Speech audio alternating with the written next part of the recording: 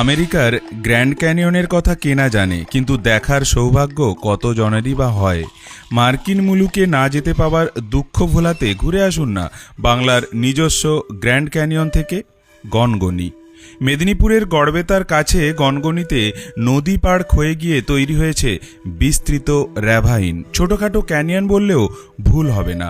শিলাবতী নদী, যার ডাকনাম শিলাই, এঁকে বেঁকে চলেছে এখানে। একদিনে ঘুরে আসা যায়।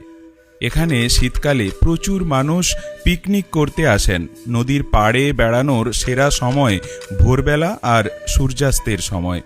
তখন লাল পাথুরে মাটিতে ছোট ছোট টিলা বেয়ে এই মিনি ক্যানিয়ন বেড়াতে মন্দ লাগে না।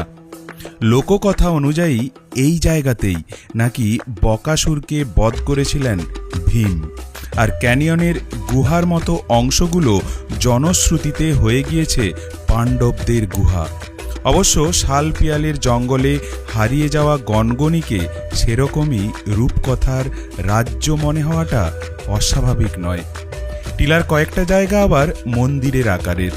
স্থানীয় লোকেরা জায়গাটাকে গনগনি দঙ্গা কিংবা গনগনি খোলা বলেও উল্লেখ করে থাকেন।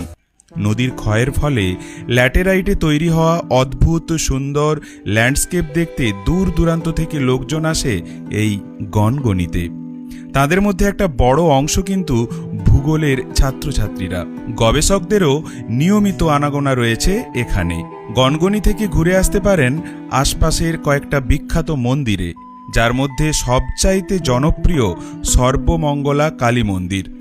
ষোড়শ শতকে বাগদি রাজা নৃপতি সিংহের তৈরি এই মন্দির। রাধানাথ সিংহ স্মৃতি মন্দির, মল্ল রাজা দুর্জন সিংহের তৈরি রাজবল্লভ মন্দিরও বহু পুরানো স্থাপত্যের চিহ্ন বহন করে চলেছে। কিভাবে যাবেন? সাঁতরাগাছি থেকে রূপসী বাংলা এক্সপ্রেস ছাড়ে। এছাড়া আরণ্যক, শালিমার সহ বেশ কিছু এক্সপ্রেস ট্রেন রয়েছে যেগুলো গড়বেতা হয়ে যায়।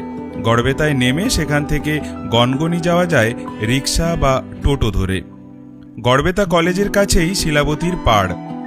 গাড়ি বা বাইকে গেলে কোনা এক্সপ্রেসওয়ে ধরে যেতে হবে।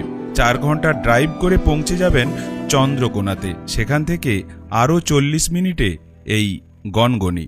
তাহলে এই শীতে যাচ্ছেন তো গনগনি।